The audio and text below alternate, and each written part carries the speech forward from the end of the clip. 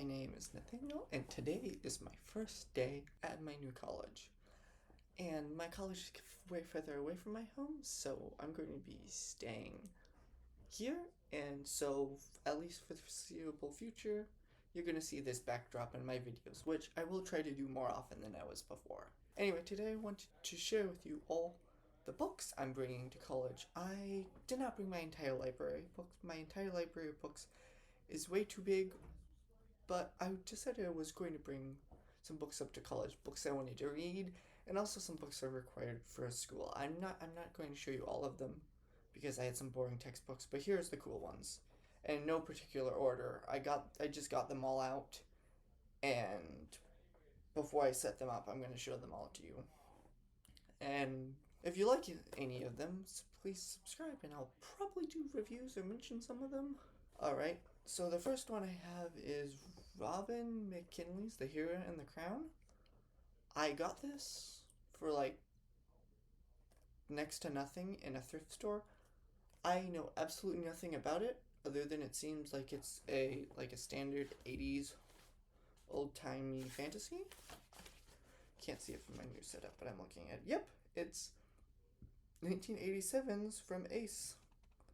And so it's a good old-fashioned fantasy. It may be good, it may be bad. I don't know. Here, you can look at the cover. The cover is cool. And so the next book I have is David and Leigh Eddings, which David Eddings, if you remember the Belgrade, I did a review on those. I like those books. This is a prequel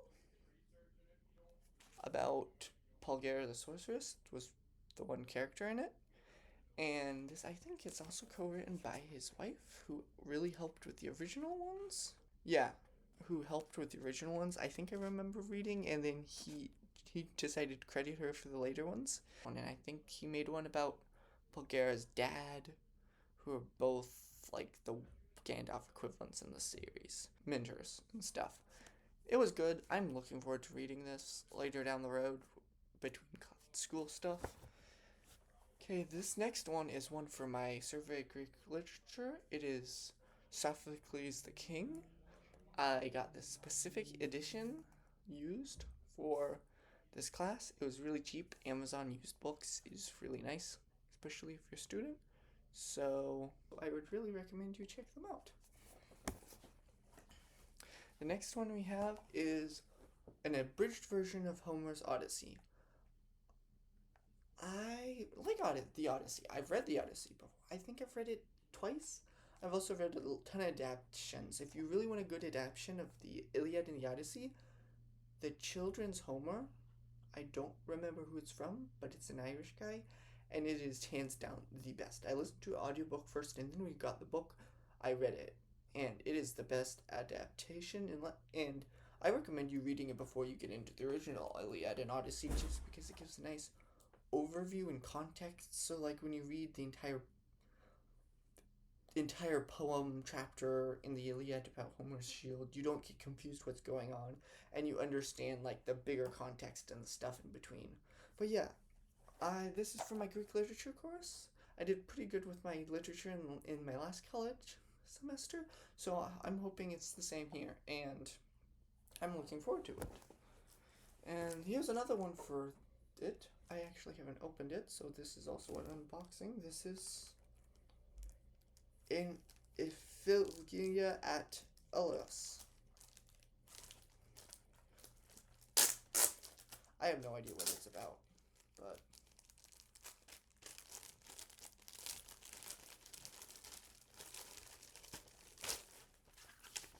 we got the book.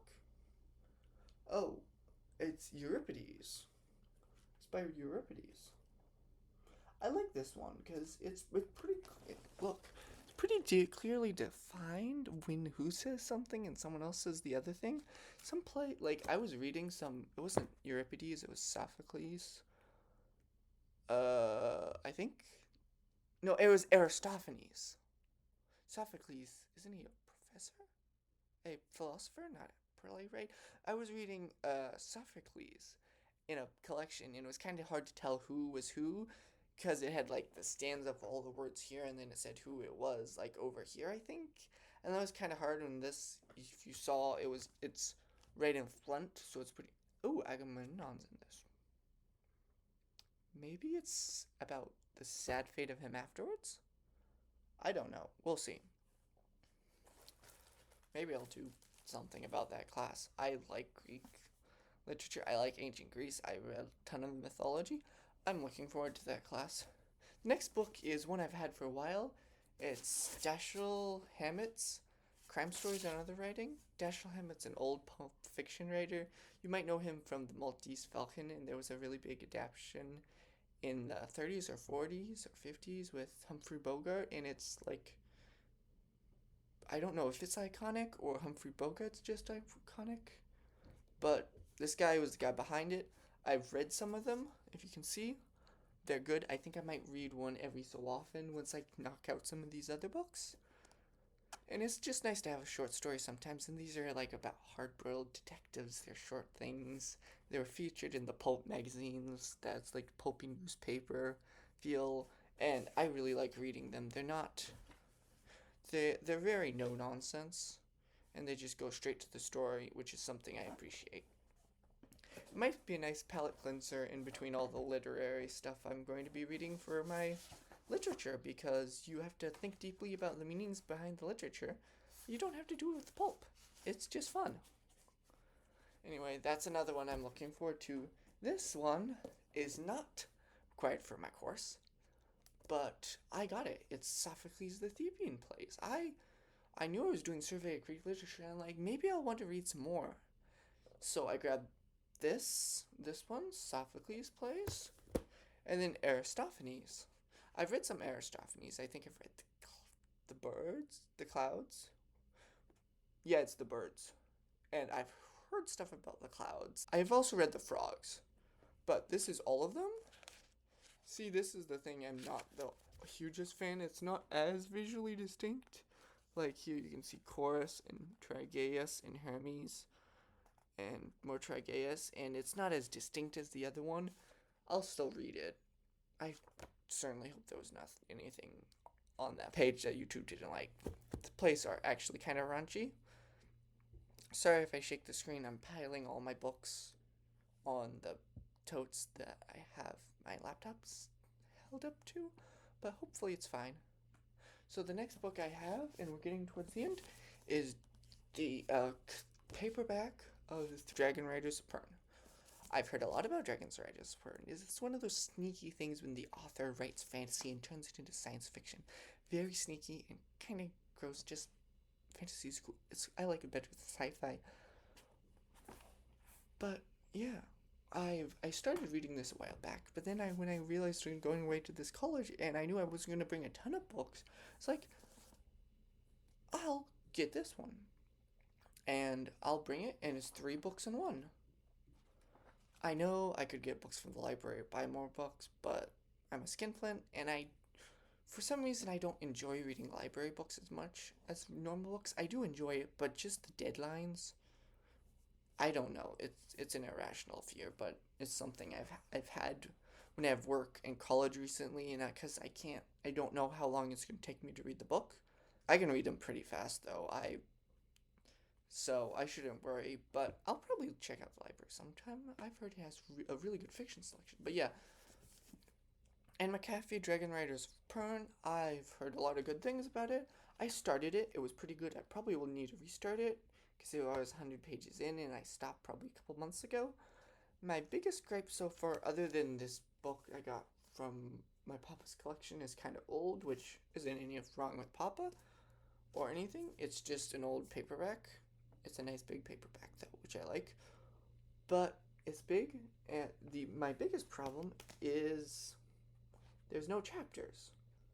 They do have scene breaks, but and they might have chapters later, or the chapters are really big. I don't know, but like, I remember just having to sit and read, and I'm like, can I just have a good stopping part? And they don't have chapters, they have scene breaks, and that's just not what normal people do. I know Terry Pratchett did that originally, and his were kind of easier because they were short and easier to digest, and it was fun. So like, I could knock those out in one sitting. It's kind of different. Maybe I'll get into Terry Pratchett here. I really like it. He's fun, funny. He's a very good writer. Anyway, here is another anthology set. This is Dragonlance, the Elven Nations trilogy. I have no idea if this is a good place to start. I know I stopped with the Dragonlance Chronicles by Margaret Wise and Tracy Hickman, and I will restart those, but those are, it may be a different set of authors would not have my problems of having the D&D adaptation be kind of clunky. I don't know, we'll see. And I mean, they're just nice fantasy books that I like. We'll see. Hopefully I'll get to that, but that's a little bit more on the lower priority because I really want to get into like Hammett and Palgera and some more stuff down below, and plus I'll have school. Next, I have Euripides Media. I have 2 versions of this Dover Thrift Edition. I accidentally bought 2 on Amazon, but that's okay. They were like $3. I'll see if someone else needs it in the class, and if not, I just have an extra copy. Next, I have the classic bestseller Mythology, another one for the Greek survey of Greek literature here. It's by Edith Hamilton. This is a pretty nice paperback, and it looks like it's Greek mythology. It has black and white illustrations, and I have copyright 1942. That's pretty good. They did a lot of like the assembling of the old mythologies and old time, and there's no sense of changing it. It's not like they discovered a new Greek myth, and so they just reprint them, and they're really nice. And I actually like some of like the older different ways they like do the introductions and translations. It fits, it makes it seem older, but I'm looking forward to looking at this. I'm willing to bet that we don't have to read the entire thing, but if we do, I will, and I will like it. I like Greek mythologies. I read them for fun when I was a kid. Okay, so the next one, this one's for fun.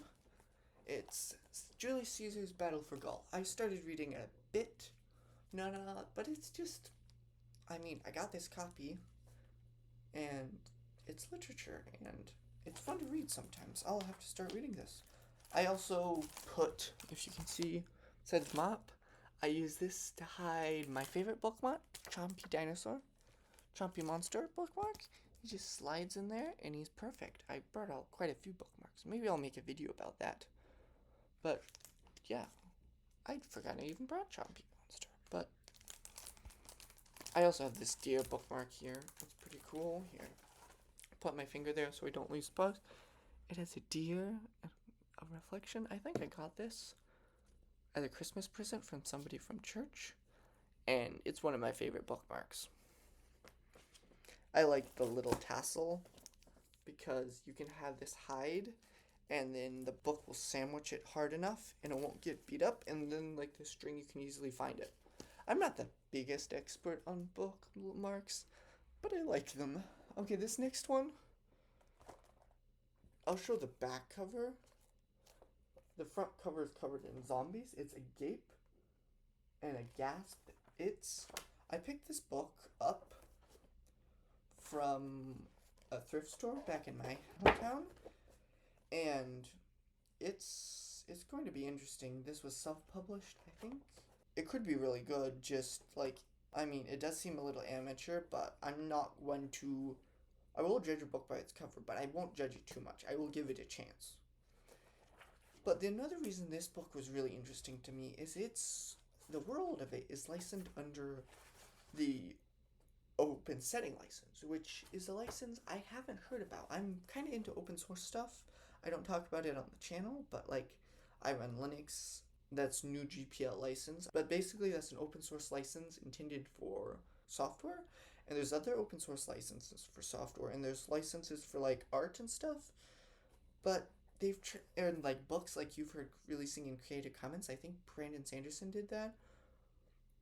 But this one's interesting. This one allows you to freely use the setting, and I think it's a really cool initiative, and I think it's really good, specifically with some open source games like Endless Sky and Battle for Westnoth. There's some really good ones, But, like, I've been wondering why they don't have a custom license when I found out for them to make it so you could, like, do other things. Like, I'd love to read some books in the Battle for Wesnoth. It's a very generic epic fantasy, which is not a derogatory term. I love epic fantasy, but we shall see, and I will read this book and I will do more research on the world building license, which I think I did some precursory looking and the websites were down, so I'm sad to report that the initiative might be dead and buried, but I'm going to look into it and I'll probably report back in a video sometime.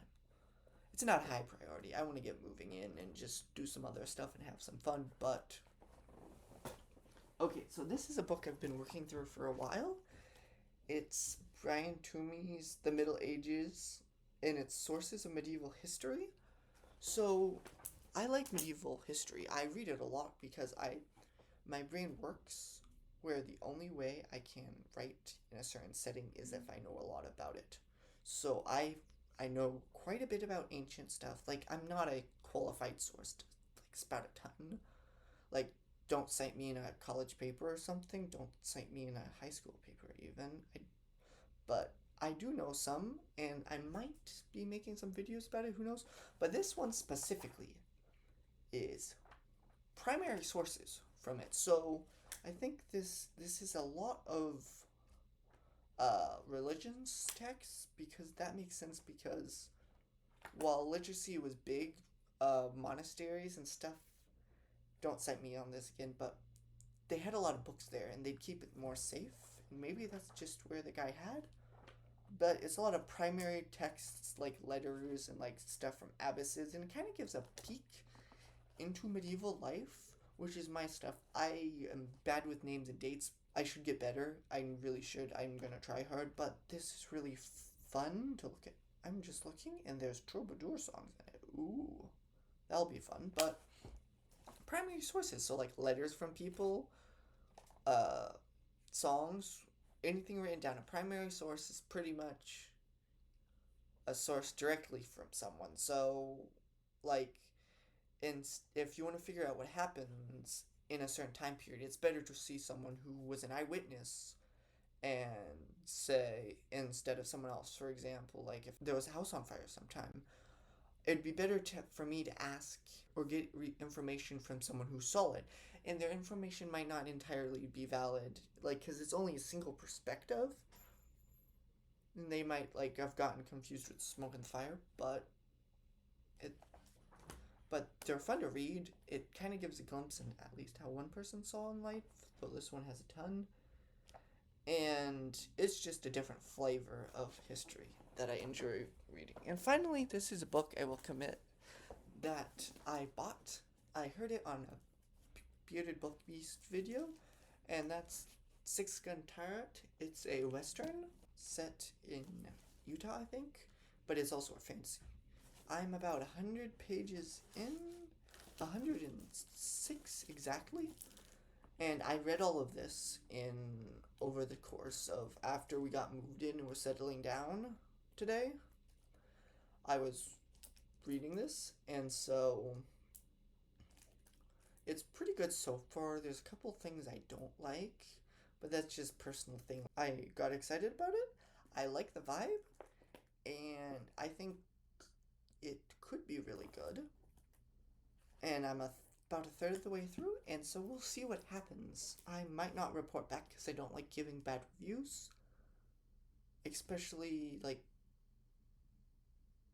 I just don't see the point of giving bad reviews and like spending a whole time saying the stuff I don't like or why it didn't work. It's different if I'm trying to help somebody. Like if you gave me your story and it's like I would like a beta reader person and try to give me feedback, I would try, but I don't get just spouting negativity unless I think it can get to the person. That's the reason I didn't do Wind and Truth, even though I was pretty disappointed with that book.